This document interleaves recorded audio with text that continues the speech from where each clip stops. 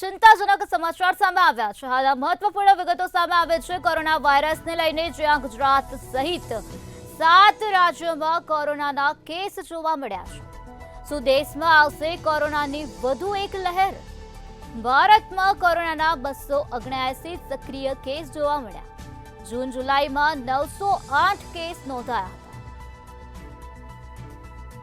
Corona વાયરસને લઈને આ ચિંતાજનક વિગતો સામે આવે છે। ભારતમાં કોરોનાના 279 સક્રિય કેસ જોવા મળી રહ્યા છે। ત્યારે જૂન અને જુલાઈ માસની વાત કરીએ તો જૂન અને જુલાઈ માસમાં 908 કેસ નોંધાયા હતા।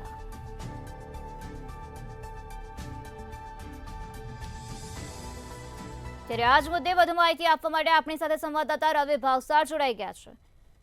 જી રવિ, કોરોના વાયરસને લઈને અત્યારે આ ચિંતાજનક સમાચાર સામે આવ્યા છે, જ્યાં ગુજરાત સહિત 7 રાજ્યોમાં અત્યારે કોરોનાના કેસ જોવા મળી રહ્યા છે। શું છે વધુ માહિતી? બિલકુલથી જો વાત કરવામાં આવે તો જે પ્રમાણે યુએસ અને કોરિયામાં જે કોરોનાના કેસ છે, તો કોરોનાના કેસની સંખ્યામાં વધારો છે, તે વધારો થઈ રહ્યો છે, જેના પગલે ભારતમાં પણ ક્યાંક ને ક્યાંક કોરોનાનું સંક્રમણ છે તે સંક્રમણ વધે નહીં તેના માટે તકેદારી છે તે તકેદારી રાખવામાં આવી રહી છે। જો વાત કરવામાં આવે તો જે પ્રમાણે યુએસના 47 જેટલા જે શહેરો છે તે શહેરોની અંદર કોરોનાના કેસ છે તે દિન પ્રતિદિન વધી રહ્યા છે અને કોરિયામાં પણ જે કોરોનાના કેસ છે તે પણ વધી રહ્યા છે, પરંતુ જે પ્રમાણે ભારતના 7 રાજ્યોમાં લગભગ જો વાત કરવામાં આવે તો હાલમાં તો 209 જેટલા જે કેસ એક્ટિવ છે, પરંતુ ક્યાંક ને ક્યાંક દેશવાસીઓએ ગભરાવાની જરૂર નથી, ચિંતા કરવાની જરૂર નથી, પરંતુ ક્યાંક ને ક્યાંક સાવચેતી છે તે સાવચેતી રાખવાની જરૂર છે। જે પ્રમાણે કોરોનાના કેસનો જે વધારો છે તે વધારો મંદ ગતિએ વધી રહ્યો છે, પરંતુ તે વધુ વકરે નહીં અને વધુ ફેલાય નહીં તેના માટે પણ લોકોએ સાવચેતી રાખવી જરૂરી છે।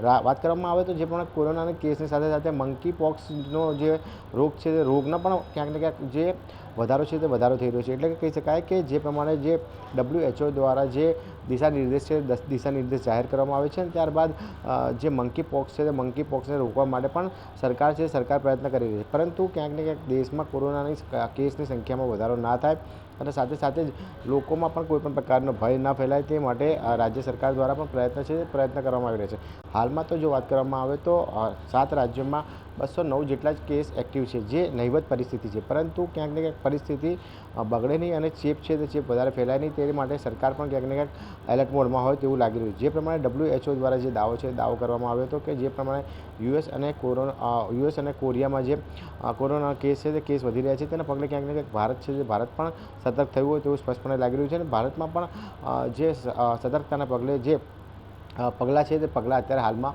લેવાઈ રહ્યા છે। જી રવિ, સમગ્ર માહિતી આપવા બદલ આભાર। આરોગ્ય વિભાગ દ્વારા અત્યારે સતર્કતાના પગલાં લેવામાં આવી રહ્યા છે। ગુજરાત સહિત 7 રાજ્યોમાં અત્યારે કોરોનાના કેસ નોંધાયા છે। ભારતમાં કોરોનાના 279 કેસ સક્રિય જોવા મળી રહ્યા છે। ત્યારે જૂન અને જુલાઈ મહિનામાં 908 કેસ નોંધાયા હતા। તો ત્યારે કોરોના વાયરસને લઈને આ પ્રકારની ચિંતાજનક માહિતી સામે આવી છે, જ્યાં અત્યારે ભારતમાં કુલ 279 સક્રિય કેસ કોરોનાના જોવા મળ્યા।